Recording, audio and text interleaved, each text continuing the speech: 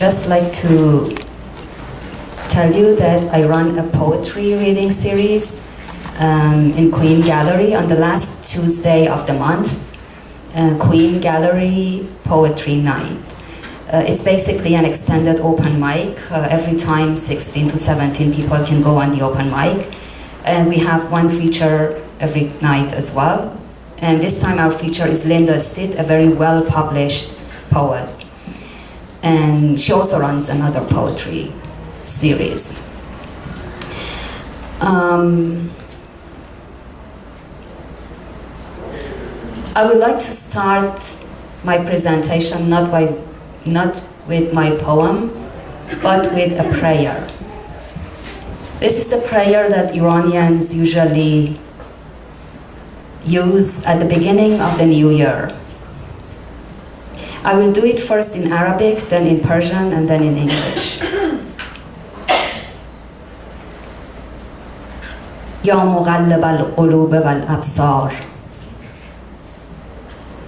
يا مدبر الليل والنهار يا محول الحول والأحوال حول حالنا إلى أحسن الحال.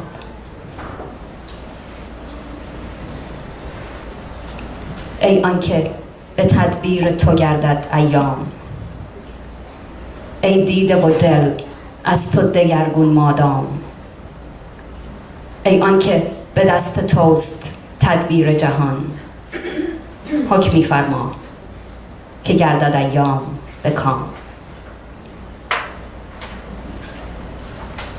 You who turn eyes and hearts, you who direct days and nights, you who transform conditions, transform ours to the best.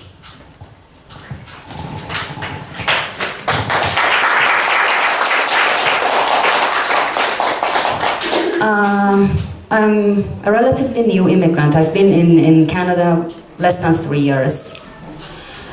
For me, it was not a question of culture shock as much as a kind of existential shock. I'm discovering myself in a new light. Every day, it's kind of Alice in Wonderland journey into my soul. Because unless you find yourself in a different situation, you don't know who you are. And I still can't surprise myself. So I'm going to do a number of poems that capture those moments of surprise. Well, in Iran, actually, being a Muslim majority country, there are mosques everywhere. Like here in Toronto, there are churches everywhere. So at prayer times, every day, you hear the call to prayer from different mosques. And sometimes you wish you wouldn't have to. A couple of months ago, I was riding on a streetcar in Toronto going to an event. I had been here for more than 2.5 years and I had not heard Azan. This shows something, shows that I'm not a practicing Muslim. Else I could have listened. But I heard this Azan coming from somebody who was just playing it on their device. And so I got out of the streetcar. I couldn't go to the event. And at that moment, by a happy coincidence, I met the only person in Toronto I could talk to about this experience.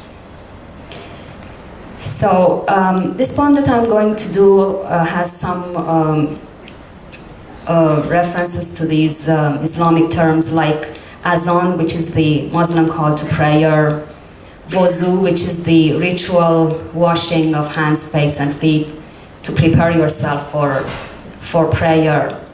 There's also an allusion to the first muazzin, the first person who sang Azan in Islam, who was a slave freed by the Prophet Muhammad. So here it is, Azan on a Toronto streetcar.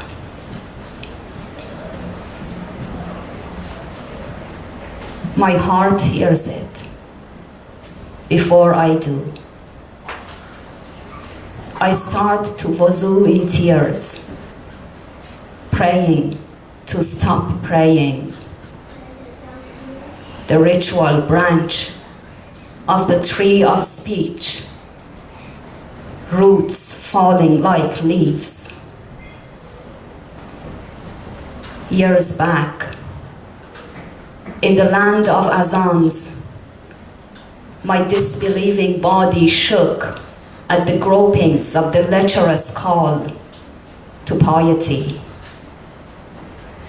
In the land of now, this call to freedom by a slave frees me from separations,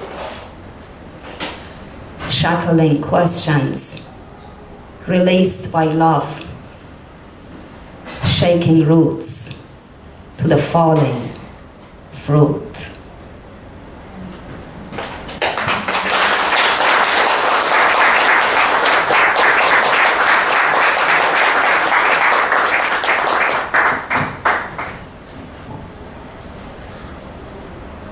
Yesterday I was at an event which was the celebration of a poet. She has been diagnosed with breast cancer. So her friends threw a party for her to give her hope. And before that, another friend, from the Ontario Poetry Society, put an anthology together. We submitted poems about this wonderful poet, Kate Marshall Flaherty. So this is the poem to that sister poet, to all the sisters in the world. The title is Your Smile. Your smile, the smile of poetry, the communal dance of stars on the earth of the sky, the volcanic heartbeat of laughter, dating your beauty, wisdom, drinking to joy,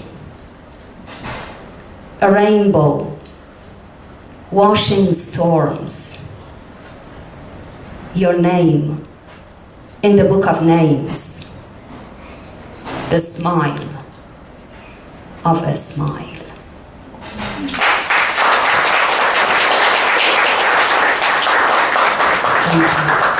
And I will end with a very self-critical poem.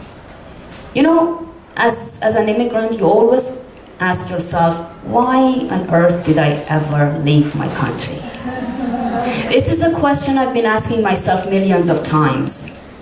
So, last Thursday, I was at an event and there was this poetry theme challenge and it was Getting Away. So it's addressed to me. I guess I can look in the mirror and talk to myself as it is just addressed to me. So it's called Getting Away. Coward, you should have stayed and fought. The breath took off. Tears failed their cathartic mission. It hurt to uproot the land. No sap was left to nourish liberty. Getting away from getting away is the return journey away from home. Coward, how dare you get away from life? You should have stayed and died.